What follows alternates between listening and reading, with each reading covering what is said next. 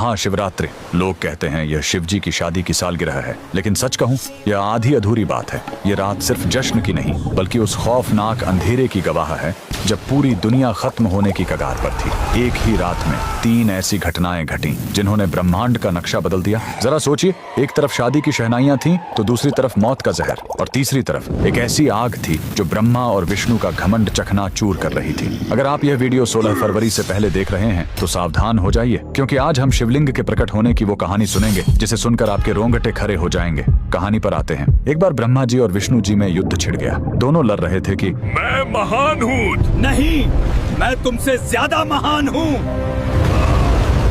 उनका यह घमंड जब दुनिया का संतुलन बिगाड़ने लगा, तब अचानक उनके बीच एक विशाल अनंत अग्नि स्तंभ प्रकट हुआ। वह आग का एक ऐसा खंभा था जिसका न कोई शुरुआत था न अंत। उस स्तंभ से एक भारी आवाज आई, जो मेरे आखिरी सिरे को खोज लेगा वही महान होगा।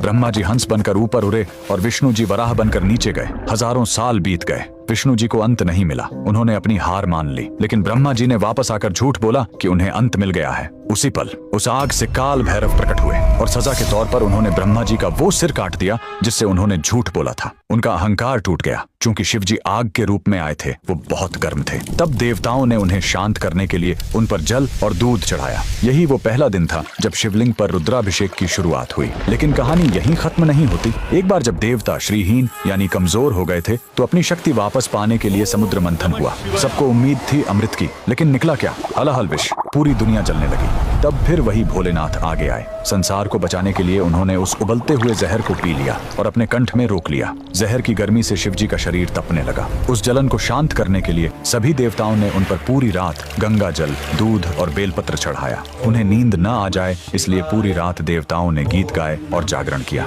यही वजह है कि महाशिवरात्रि पर हम पूरी रात जागते हैं। लेकिन रुको, यह रात इतनी डरावनी भी नहीं है। इसी रात प्रेम की जीत भी हुई थी। जब माता सती ने अपने प्राण त्यागे थे तो शिव जी पूरी तरह टूट गए थे। वो वैरागी बन गए, दुनिया छोड़कर समाधि में चले गए। तब माता सती ने पार्वती के रूप में जन्म लिया। उन्होंने हजारों साल तक कठोर तपस्या की, सिर्फ अपने शिव को वापस पाने के लिए। आखिरकार भोलेनाथ पिघले। इसी महाशिवरात्रि की रात वो वैरागी फिर से दूल्हा बना और शिव शक्ति का मिलन हुआ। तो इस 16 फरवरी जब आप शिवलिंग पर लौटा भर जल चढ़ाएं, तो याद रखिएगा, आप उस आग को शांत कर रहे हैं और उस जहर के दर्द को कम कर रहे हैं। कमेंट में लिखें हर हर महादेव।